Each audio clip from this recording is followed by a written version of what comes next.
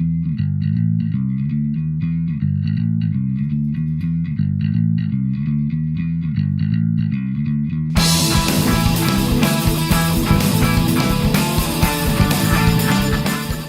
and welcome to hobby vlog number 86. This week has been incredibly busy for me, as it always is, but I managed to get quite a lot of hobbying done, far more than I thought I would at the beginning of the week, mainly by doing my usual thing. So a bit of a blast on the weekend and then attempting to grab 2 minutes here and 3 minutes there and just get cracking on with it, which has been really good because I've had a couple of projects that I need to finish, which I've got very, very close. Indeed, one of them I have finished and one of them is very, very close to finishing, so that's really good. I am trying to slow down on starting new projects just because this busyness is not going to stop for quite a long time, and I would like to have most of the time that I have free spent on Rosie's model railway, obviously. So we'll see how that goes going forward. Anyway, I do hope that you enjoy the video. Do let me know in the comments below. I love reading those comments. I do reply to every single one of them, so don't be shy. Do say hello. And yeah, that keeps me going. It gives me so much motivation. So yeah, don't be shy. I'll shut up now, enough of a ramble, and I'll see you again at the end. Next step on this build is to do the stones and the assorted gravel that is scattered around. This is going to be a multi-stage process, and the first stage is looking at this bucket, which is unsifted sand from my back bank. I use this to, when I sift this, I put this in with the grout. So this is going to be the second time I've used this because I mixed this stuff in with the grout already. And what we can see is if I pan across and we look at the picture, you can see that it's very pale rocks, and I think that those rocks are going to look really well if they're modelled using this unsifted sand. So I'm about to get stuck into that now. I will set the camera up. I'm going to use my modelling glue to just put a thin sheen on and then stick these down, and then when that's completely dry I'll come along and do another coat of the modelling glue over the top. This stuff doesn't glue very well. It just doesn't seem to want to glue, so it's going to be a multi-stage process, like I say. Once this is done, then we're going to start to look at the actual track, which is the bit that I'm most excited about, and I have some pretty cool ideas. So I've got myself a small brush, and what I'm going to do, I won't do all of this on camera, but I wasn't going to do any on camera, and I thought, you know what, no, I should do. What I'm going to do is do this very, very carefully. So it's actually going to take quite some time, I think. But it's Sunday morning and I have a few minutes. This is my hobby time for the week. So I'm just going to take my time and try and do it right. So what we'll do is we'll put a little bit of glue in a place like that. And then I'll come along and I will look for some bits of dirt or bits of gravel and literally just drop them in. And I'm probably not going to do them individually, all of it, but this is where the upright cliffs are. So for this bit I want to make sure they sit right, otherwise it will look odd. So we're looking for long thin bits, and I'm going to place them in pretty much individually on this, and when they've dried then as I said before, I will come along and I will do another coat to secure them. The rest of the stones will be much more randomly placed and I won't need to take so much effort to position them, but this bit I definitely do want to. So there we are. So I'm going to carry on like this for the next half hour or so, probably just placing these little bits of stone and making them look really awesome. And when I'm done I'll bring you back and show you what it looks like. Right then, let's have a look at this end. So talking you through, we have the station here. We have the car park for the station here, and I will have a footbridge going over. Now that isn't in the books, but it's just how it's going to have to be because of the constraints for space. Over here we have a pub, and I have this building which I have carried around with me for many years, which I'm going to set in place, do a little bit of weathering, tidy it up a little bit, and that's going to be the pub. It looks a bit like a village pub, so I'm happy with that, and it's good to use it. And then I've got a couple of kits which I'm going to make. So this here is the village church from Dapol. And this here is the super quick village school which just arrived. So here we have the church and here we have the school. Now we have another couple of buildings which are going to be have to be made. So we've got a couple of shops here or what have you. And to say the railway station is going to be scratch built and it will be as part of a collaboration with Queen's Budget Crafts. So really looking forward to that, and that's going to be quite an interesting one to do. So what I'm going to do now is I'm going to make these kits because I need to see how big they are. So I'm going to build them, just basically without any base, and then I can set them in place and work out everything else around them, and I'm going to work out what buildings I'm going to use for the shops, whether I'm going to try to get some printed ones, which I might do, just print them onto cardboard and then make them up, because there's some really good places online for that. You can see that I've cleared this area, so I'm all ready to go. So yeah, let's get stuck in. I'm not sure which one of these I'm going to start first, but I'm going to build them both next. Right then, let's start on the village school. So we'll get it out of the paper, out of the packet even, and we'll have a look at the instructions. Right then, so that's pretty cool. So what we've got here is a little kind of like comment card. Not very useful for me because I'm not going to post it from here to Birmingham, but I may see if I can go online and leave some reviews. Here we have the accessories and assembly instructions. So these chimney stacks, fence, some ridge tiles. Cool. Lily Bank Infant School. So sounds like that's what I might rename it, but that's what that one is.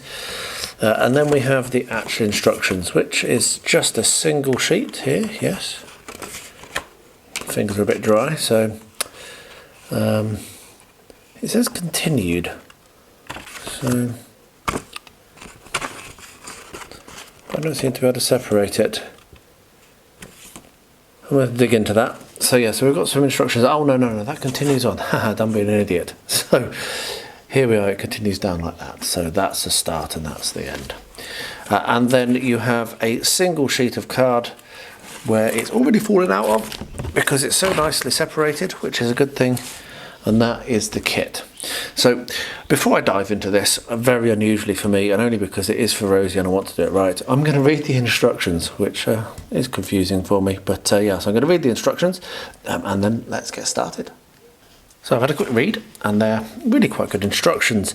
They give you good detail on how to fix your mistakes. So, for example, if you accidentally cut all the way through something that should only be scored, then they tell you how to fix it, which is really cool. I make all the mistakes in the world, so that's going to be very useful for me. Yeah, and then they suggest that all you need is a sharp knife, which I have, a metal ruler, which I have, but not right with me, so I have to go and get it, and tweezers for easier handling of small parts, and then just glue it together with PVA.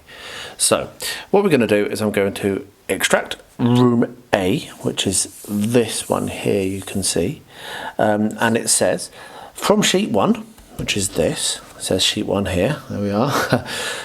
Remove as one piece the 4 main wall sections, including the 4 yellow and 3 blue tabs. So this is 1, 2, 3, 4 main wall sections with 4 yellow and 3 blue tabs. Remove the waste for the window apertures. Cool. From the transparent glazing material, which is this, cut away the group of 3 windows marked 1 and numbers 2, 3, 4 and 5. So okay, so I'll get to that. To the unprinted face of one of these, attach narrow strips of sellotape along 2 sides. Place the window sticky side up on the table and lower the wall onto it. Oh, there we are, that sounds good. Glaze all the windows. Take the 2 yellow barge board packing strips. So, not sure what that is, but we'll find out. 2 yellow barge board packing strips. Cut off the black ends and glue the strips to the front walls. So, well, we're going ahead of ourselves. So what I'm going to do is I'm going to extract this, and then we'll have a look at how we do the glazing. So I'll cut this out, work out which glazing to do, and then I'll bring you back when I'm about to do the sellotape trick. So some progress has been made. I've managed to extract that, which was okay. It wasn't all that easy. I did almost cut a tab off. I've got these packing things that I think I need to remove, and when I was confused by the barge board, that's actually this section here, above here, that yellow. So I'm just going to leave that, move that out of the way, because what I'm working on now is the windows. Now if I zoom that in a bit and make it a little easier for you to see, little suggestion of how to work with this is if you put this onto a white backing, I'm making use of the Dear Super Quick Modeler thank you card, which I'm not going to post as I say because I'm in Bulgaria. You can read it a bit easier. And what we have here is we have 1, 2, 3, 4 and 5, and they are actually in sections so that number 1 will fit as a hole behind these windows, which is really quite cool. So what I'm doing now is I've got my straight edge, and I am going to be cutting out these windows. The ones that are not numbered are for building number or room number B, so for the other room. So I'm going to leave them on if I can help it. So just with a sharp knife and a metal ruler, you can cut these out from the plastic very easily, like so. So this is Windows number 1. So let's just trim that last bit off. There we are. So Windows number 1 is extracted from the backing or from the rest of the plastic. And what we're going to do, if I can pick it up, is we're going to stick it, as I say, behind there like that, which looks great because it's got a little bit of kind of relief, a little bit of 3D, yeah, that's going to look very good. So to read again what it says about doing the glazing, to the unprinted face of one of these, attach narrow strips of sellotape along 2 sides. So we're going to put a strip of sellotape along one side and a strip of sellotape along the other. Then what it says is to put this down on your table and press the building on top. So I'm going to give that a go now. So I'll get my sellotape and well, I'll show you. Let's do it together. So I'll grab my sellotape and then we'll see about gluing this first window on, and then if I have a success with that one, I'll crack on with the rest off camera. This is when you realise that you only actually have in huge rolls of sellotape, but that should be okay. So what we're going to do is we're going to get a thin strip of this and put this non-printed side down, or printed side down. So I'm going to put the strip of sellotape on the printed side. I'm going to grab my scissors, which are just out of reach. 1 second. I am so badly organised on this build right now. So anyway, here we are. We have some scissors, thin strip of sellotape. Hopefully that's thin enough. And stick that on there. And then another thin strip and stick it on the opposite edge. There we are. Try not to stick it down to my work surface, which I nearly did. And then what you do is you position this over the top, trying to be as accurate as possible, and then press down. There we are. And then when that's done, what we'll do is we'll put a little thin strip of sellotape on the bottom and a thin strip on the top. I think this would probably be better with smaller sellotape than I've got, but that's all I've got in at the moment. So I have to go to the shops, get some smaller. So there we are, that's that. That didn't actually overlap at all, did it? No. When you're doing this, make sure that when you put your sellotape on, you actually get it over some of the window, if not all of it. Let's get rid of that. And there we are. We have our first glazed window. So I think the lessons I've just learned on that is try to focus on where the edge of the window is, because I've actually gone over the glazing slightly, which is going to put a little bit of dirt on it, but that's okay. I can work with that. So this one's going to have a little bit of dirt on it. So if you can put your thin sliver of sellotape just over the frames, then you'll avoid that. Right, I'm going to do the rest of this and I'll bring you back when I get to the next step. So the glazing is done, and I've read the instructions 3 or 4 times more around these packing things, and I realised I definitely do need to pop them off. So I figured that I'd show you how I've been cutting this, because it is quite easy to do, but you do always want to cut like that, so not cutting with the blade going towards something you don't want to cut it with the sharp end going towards the corner, like so. So like that. And that then means that we don't want these brackets to be attached to the barge boards, they'll be used somewhere else. So I probably should not have popped those off of the rest of the board just yet. So I'll stick those together. So what we're going to be doing here is, this is the barge board, which is going to sit away from the wall slightly. These are going to be stuck down along here. Okay, so what I'm going to do is I'm going to cut off the black ends of each of these boards, like so.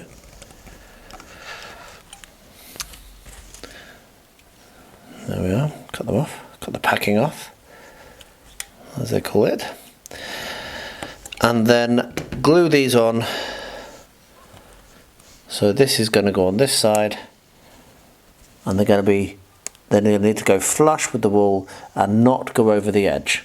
So I have some PVA and I have a paintbrush, and it looks like I might actually need to trim that down very slightly there so that it'll actually fit. This side looks like a better cut. This side it looks just a little bit too thick. So I'm going to trim that down very, very carefully so that it doesn't go over the edge. So I might just cut the bottom off. There we are. And then if that fits, then a little bit of PVA, and then I will weight it down and then probably leave it for a bit. So yes, that packing is going to work fine there, and that packing is going to work fine there. I might need to trim a little more off the other one as well, actually, looking at that. Yeah, just to trim a little bit more off of this other one. The idea for this packing is that it will push the barge board, which is this bit, which I should actually move as well, out of the way. So let me get rid of that as well. A little bit of card left over here which I'm going to need to trim off. It didn't cut very neatly. There we are, got rid of that, good. So now what we're going to do is we're going to run a very small amount of PVA along here, and with PVA less is more, because if you put too much on it will cause warping. So you really don't need to put very much on at all, as you can see, and it'll also dry much quicker if you don't put much on. And then we'll stick these on, and then I'll weight them down, and then when that's dried we'll come back and do the next step, and like that. There we are, cool. So I'll weight that down with a little bit of metal, and that will dry in very quick order, won't take long. But I do need to weight it, as you can see it's already lifting slightly. So I'll get myself something to weight that down with, and then I'll bring you back when I come to the next step. So the next thing to do is start working on the track. How I'm going to do this, I hope it's going to work, is I'm going to draw a little bead of PVA glue, my watered down PVA glue, my terrain glue, along the track where I want the track to go. The track where I want the track to go. And then I have some grout which I'm going to very carefully sprinkle on. Now it's black grout, I think, and I'm going to not totally sure what colour it's going to actually turn out. So it might be that I need to do some painting of this after it's dry, but this will at least give me the little raised track section that you can see, and will then be something I can build up on for the actual put the actual tracks onto. Now I'm deliberately making it wider as it comes forward, because I'm trying to do some forced perspective on this as well.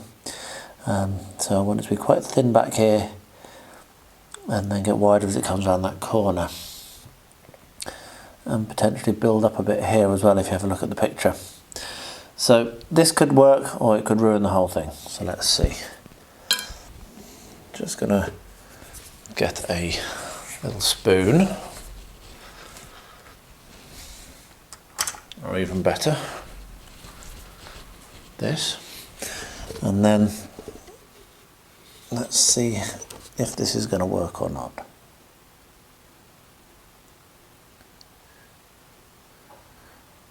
Because what I'll do is I'll scatter it over and then empty it back in.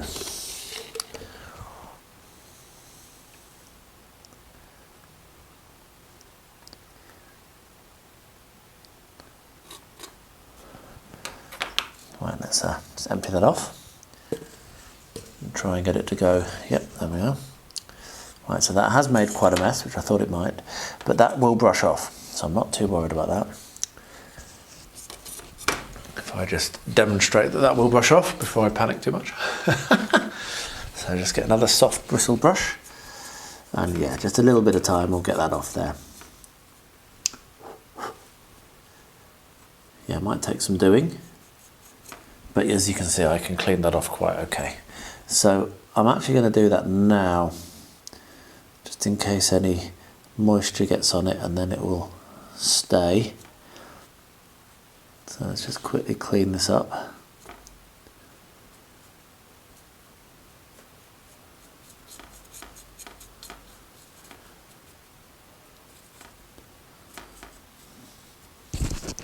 if needed, I can always come back and do a little bit more of the paint on it as well. So I'm going to keep cleaning that up. I'll bring you along, show what it looks like. But the actual track has worked well. What I'm going to need to do when this is dry is paint that a little bit grey on the edges. But yeah, there we are, a bit of progress. Next step with this is to assemble the walls and glue it all together and leave it to dry. So I've got a couple of minutes now, well I don't really, but I'm just making a couple of minutes now to do this so I can leave it to dry over the day. So I'm about to get very, very busy with work. So what it says to do is from sheet 2, remove the room A floor. And then basically, once you've done that, remove the room B floor from flat roof from in the middle, it says. And B floor, which is a bit, I mean, they definitely do squash this in. So what you can see here is this is A floor, here's B floor, and there's the flat roof, and they definitely do squash things in. So what we're going to do is we're going to make use of the knife to just extract this here from its wrapper, and then there we are. There we are, that's come out nicely. The only issue with this kit is it does fall apart quite easily, which makes it a little bit difficult to deal with, because you pick it up and then all of a sudden you've got bits flopping around all over the place, which is a little bit annoying. It's also warping slightly, which is also a bit annoying. So anyway, so we've got to clear this, remove this centre section, and put it to one side, which is fine because I have the plastic that it came in that I'm putting my extra bits in. So we'll pop that out and slide that into there just so I don't lose it. And what it says then is bend yellow tabs 1 and 2, which is here, yellow tabs 1 and 2, and glue them back at right angles, and with the walls upright, insert and glue the floor to them tight against the walls. It says figure 1C. So figure 1C is here. So what we've got is, so I'm going to have a quick look at this and then I will bring you back when I've looked, because listening to me go on and on will not be very interesting. Okay, so I've worked it out. These instructions definitely use words rather than pictures. Which is okay, I suppose, but also does make it a little hard to pick up on the fly. Certainly, if you're like me, I needed to read that 3 or 4 times. So what we're going to do first of all is we're going to put a little bit of PVA glue on these 2 tabs, and it's going to be the one with the doorway, the back door it says, and then the tab next to it, so the middle tab there. So those are the ones you glue first, because there's a little bit of an order here that you need to do things in. So we glue this down, and then what I'll do is I'm going to get a couple of other things off of sheet B. I'm going to get the back door, I'm going to get the upright strut, and I'm going to get the left side strengthener. And if you're building along with me, you'll see those on your sheet, and if you're not building along with me, then sorry if that's confusing.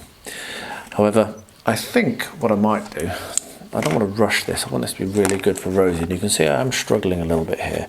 So what I think I might do is actually come along and clamp it and leave it and come back to it later. I think that might be a good idea. So let's get these. It is a bit fiddly, this. Or maybe I'm just a klutz. So there we are, I think that's how I'm going to leave it. I've got a clamp on each end and a clamp across both corners, and that's keeping it nice and straight and close. So I'll leave that there and I'll come back and do the rest another time, because yeah, I think that's, we just need to take this easy. I think trying to rush this is just going to result in mistakes being made. Might put another clamp in the middle and another clamp up there. And then it's a good thing this is hollow, maybe that's their idea. There we are, so I'm going to leave it like that. Lots of clamps, but at least that will dry nicely, and I'll bring you back for the next step when I get to it. Didn't get as much as I wanted to done, but I really do have to get to work now. Alright, so quite a lot later in the day, it's the evening, and we're going to crack on with this. Really enjoying this build, and I'm really looking forward to Rosie seeing it. When I mentioned that I was going to be working on this on this evening. She cheered, which is really awesome. She absolutely loves that railway. So let's have a look and see what the next step to do. The next step to do is to glue on the back door. So I've cut the back door out of the sprue, the cardboard sprue, and then just with a little bit of PVA, just paint some PVA down the side. Once again, less is more on these builds. Well, on all builds with PVA, I often use way too much. Just put a little bit of PVA. And then the next thing that I'm going to do is I have the bracket here, the upright strut, and I'm going to glue that here. And then finally we've got these two brackets, and these two brackets go underneath these. So if I stand this up quickly, I'm going to turn the camera off in a second and get this done, because yeah. So these come down, and I'm going to put one bracket underneath there to support it and one bracket underneath there to support it. So I'll get those three things glued in place, and then I'll bring you back for the next step. So that was pretty fiddly, but I got it done. I did actually have to resort to super glue, which is a bit of a shame, but it was far easier with super glue, let me tell you. So what I'm now doing is gluing the left side support, I believe it's called, which goes across here between these two tabs that I've just stuck in, and that it looks like this, the left side strengthener indeed, and that kind of goes across between these two and strengthens the whole thing up. So I will use PVA on that, and that will then glue in nicely. So there we are. We are making some good progress here. So with that done, that is actually the first sheet of instructions completed. When the glue is quite set, it says. So that tells me that this is where I'm going to finish for now, and I'll come back to this tomorrow or the next day when I get a chance. What I think I'm going to do is I'm going to clamp that, because I think that's going to make it dry properly. There we are, a couple of clamps in, and we'll leave that now and we'll come back to that tomorrow. Left this overnight and this has dried nicely. So what I now need to do is glue these outer pieces in around, so the outer walls need to go in, which I'll be able to clamp as well. And then the next thing to do is to fit this right side strut, which is just here on sheet A. Oh, you can't see, so I moved it in the wrong place. Just there on sheet A, so we need to remove that. And that then gets glued at 90 degrees underneath this tab and across this gap. So this is quite clear on the instructions, as you can see it goes across there. So I'm going to do those two things, clamp them in place, and then I'm going to have to go back to work, and I will show you, I'll come back for the next step very shortly. Okay, so it's been a little while. I've had a very, very busy time at work, hardly been able to get to this, but I do need to crack on because now it is Tuesday, and this is the second week. So what I need to do here is just kind of come along with this grey paint and probably make it a bit more of a dry brush. There we are. So with a little bit of a dry brush, and just put this light grey paint along the edges of the track, because that's what it's got. So that's what I'm going to do. I'm going to paint this on and fill that little grey area around the outside. And when that's done, which I will do very quickly, it will dry very quickly, then the next thing that I'll be looking at doing is the actual tracks. So we are making some good progress here. I'm glad that I didn't go too overboard this month. There we are. Just a little bit of grey going along, a little bit more around here on that corner, as you can see, and a little bit on this side as well. There we are.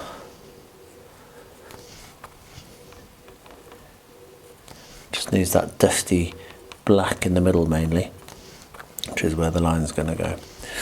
There we are. So we've got some grey on that now. So what I'm going to do is get myself some wire, and we're going to do the tracks. So the plan here is to use the thin wire as the tracks. And I think this is actually going to take more than just this evening to do, because what I'm going to do is I'm going to glue it down. I'm going to glue one down with some super glue at this end, when that's gone off, I will then keep shaping it round and keep putting dobs of super glue on, just tiny dobs of super glue, until it's all the way around, and then I will do the second one, and then what I can do is I can come along, I can snip off the ends, and I think that's going to be the best way to get this, rather than trying to rush it, because once I've done this, then all I've got to do really is the train, so I may as well take a couple of days to get this right. So we're just going to put a little bit of super glue in here. The risk for this is that I knock it and then the wire gets detached that way. But what I'm going to do is just come in here, hold that down, wait for that to go off, and then I will put a little more super glue and a little more super glue around. So I'll do that off camera because we're a bit dull, but when I've finished doing this, I will come back and show you what it looks like. So the rails are in. They're okay. They're not quite as good as I wanted, but it was actually far fiddlier than I expected to do that. But they're definitely rails, and I'm happy with how that looks. So I'm going to do probably a little bit more weathering on this, but next I need to start working on the train, which is the final piece of the puzzle, obviously. And what I've got here is the sprue, which is actually from Treebid, has the spare hand. And I'm going to make use of this sprue to make both the engine and the carriage, because it's only just one push of engine and one push of carriage. So what you can see here is the sprue, and you can see that when I hold it the right way up, that sits perfectly on top, just there where it's coming around the corner. So that's probably going to be enough for the to do the little carriage. I will need to make it a little bit shorter, but I'll measure that and cut that down, and then what I'm going to do is prime that and then paint it. So this is going to be red, the little carriage is red, and then behind the little carriage, let me just show you the picture, we have this tiny little engine.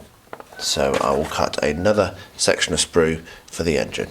So once I've got those painted up, I will put them in place, and then this piece is done, which is really cool. I'm very, very happy with how it's looking.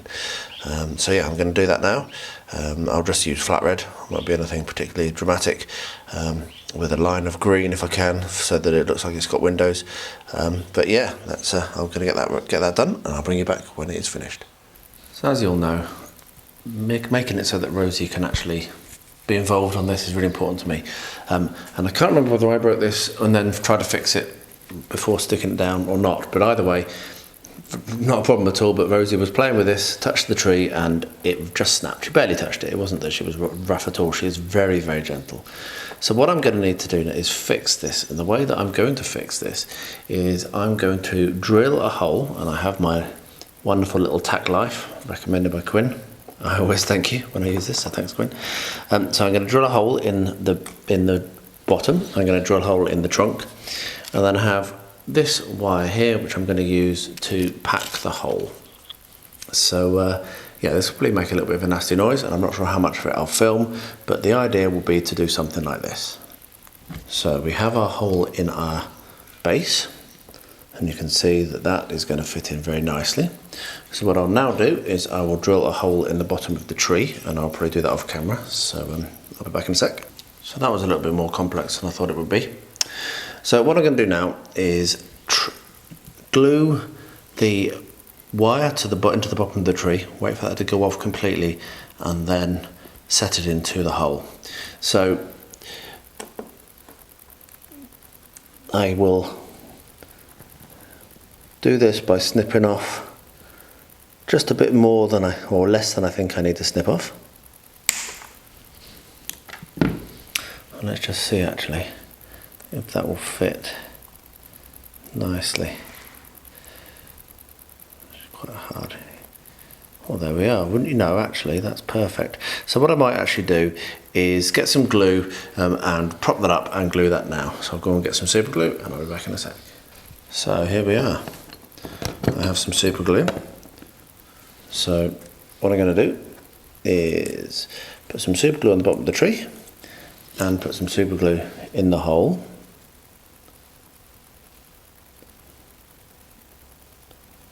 There we are. And then do the same on this. And then take my little bit of wire, put it into the hole, it's the best way to do it, and then drop the tree on. And I've gone overboard on super glue, which is fine, and then you can see that's very wonky, but what I'm going to do is I'm going to prop it up with these very useful squares, which I use far more for propping things, including when I'm 3D printing, funnily enough, than I do for drawing straight edges. So there we are, so that will hold that straight, so I'll leave that for a good hour or so, and I may then come along and do a little bit more filling. I'm not sure, I'll see how strong it feels, but at the very least that's now got a pin, so it shouldn't fall over as easy as it did last time. So over the past few days, week or so, I've been painting these up very, very slowly because I've been so busy. Finally I've managed to get the pallbearers with the coffin and the kind of like major or whatever guys saluting, and a few more of these guys to stand and watch. I also am going to make use of some of these pricer figures. I'm probably going to have this one here, I think, so the two next to each other, and they're going to be the civilians, so it's going to be mostly the military and the civilians. Now this is my square, and what I need to do, if I can get that in shot, let me just move these out of the way. What I need to do is I need to actually have the grave dug. So there's going to be a grave dug in this corner. The pallbearer is going to be coming on here. The military are going to be saluting here, and the civilians are going to be over here. So that's the plan. So the first thing I'm going to need to do is actually literally dig a hole, and then I'm going to need to cover this with grout or something to make it hard, and I think I will do grout, to be honest, rather than modelling compound, because I want it to be flat. I don't want to build any texture at all into it, any contours even, I mean. So I'm going to need to do some grout on top of it, which I will do, and then we can start to place the figures and do the actual scenicking. Now this is bubbly foam, so this is going to be a bit messy doing this, but it will be fine once I've grouted it. So there we are. So we've dug a nice big hole. That's a good size for a grave, and I will put that in the bin, get some grout, mix it up, and then show you what that looks like when it's done. There is a link in the video below, description below, if you want to see how I make my grout. So once that's done and dried, then we'll come and do the next step. This is dried really nicely. I've done 2 applications, and I'm really, really pleased with how it looks. So pleased that I'm actually not going to apply grass all over it. So what I'm going to do is we're going to have it a little bit patchy, because I want some of that to come through still. I didn't mean to put that there. And we're going to have a dirt track coming in towards the grave. So that's where they're going to be walking along, carrying. And it's just going to be a bit patchy around it. And I'm not going to be using the static grass this time. I'm just going to use the shop bought flock just to give it that colour. And then once this is done, then we can position our characters, and then we can call this done, which is a superbly exciting moment. So this is the flock that I've got, bought in Belgium when I first started doing terrain all those years back. So yeah, just scatter that on. I'm doing a single colour of flock. I'm not doing my usual multiple flocking. This is because I want this to be a little bit kind of dreamy and not quite as, you know, this is an allegory, not terrain. So yeah, so we're just going to scatter that nicely, evenly over it all, dropping straight back down into the pot so we don't lose anything. Let that shake off, and then what I'll do is when that's dry, I will come back and put some more of my glue over the top to seal it, and then we'll look at sticking in place the different little figures.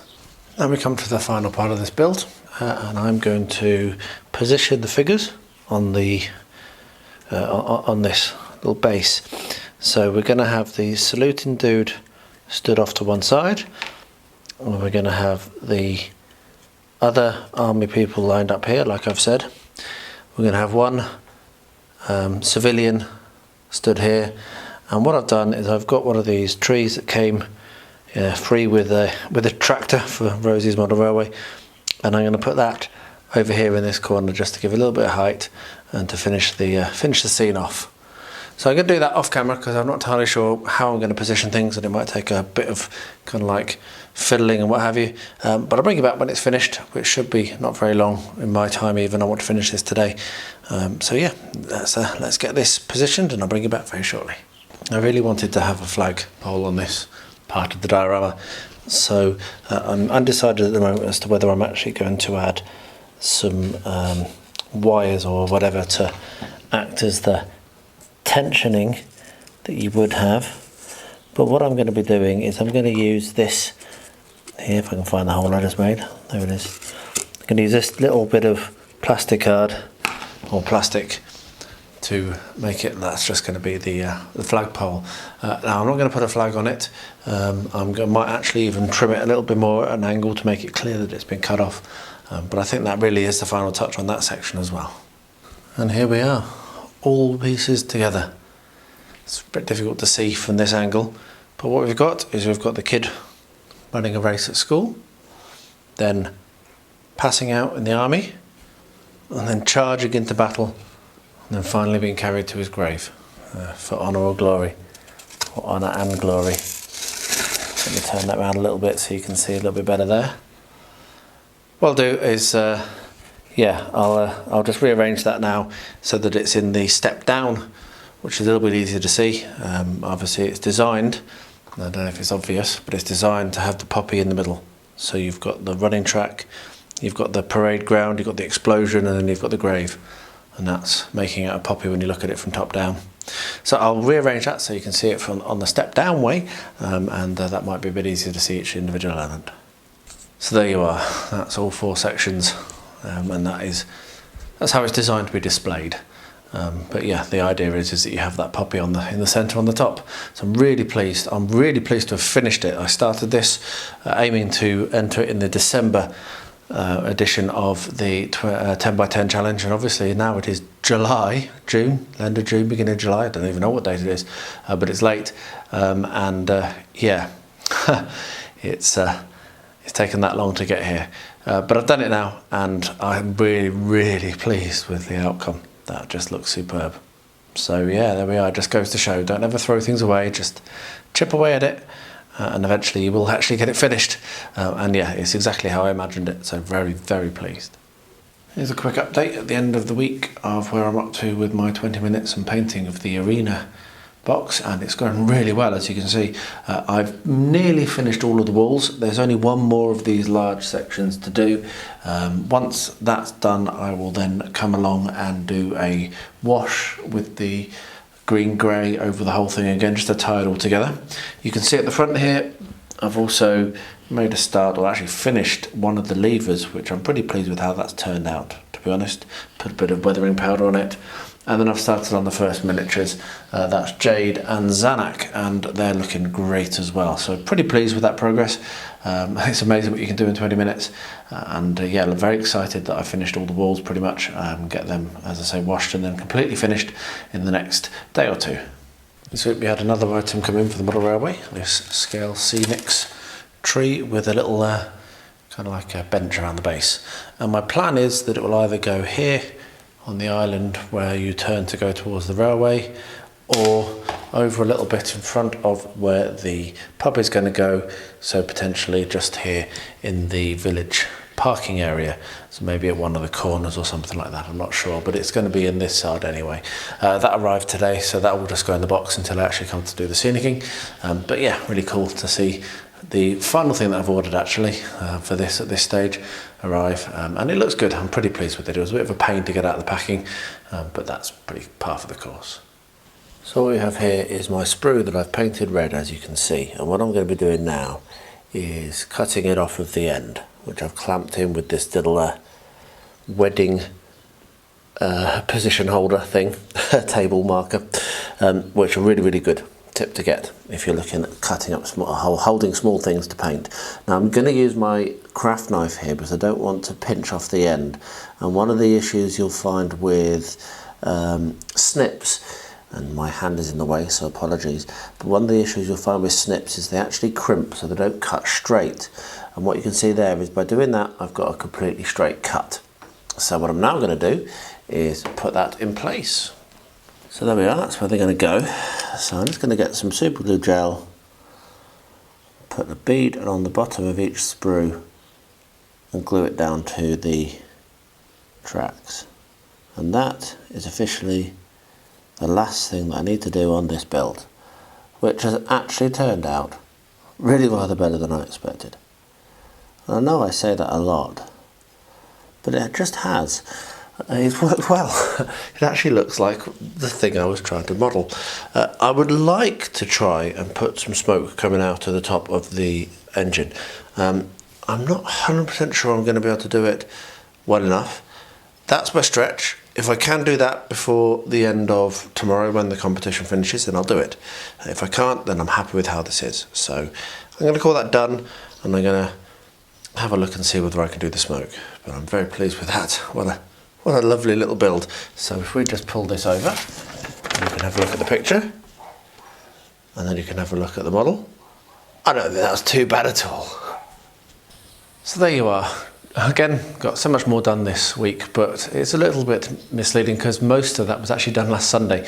Almost the entirety of the school work was done on Sunday, and then in just little dribs and drabs through the week, in 2 minutes here and 1 minute there, and then I had another big push yesterday evening, and that just shows how busy I was during the week. If you have a look at the timestamps for all the clips, I truly don't know how next week's going to go. I am just doing what I can and enjoying it every second I can get in the hobby room, and then cracking on with the rest of life because it has to be done for now, for the next short period of time. So we'll see how long next week is.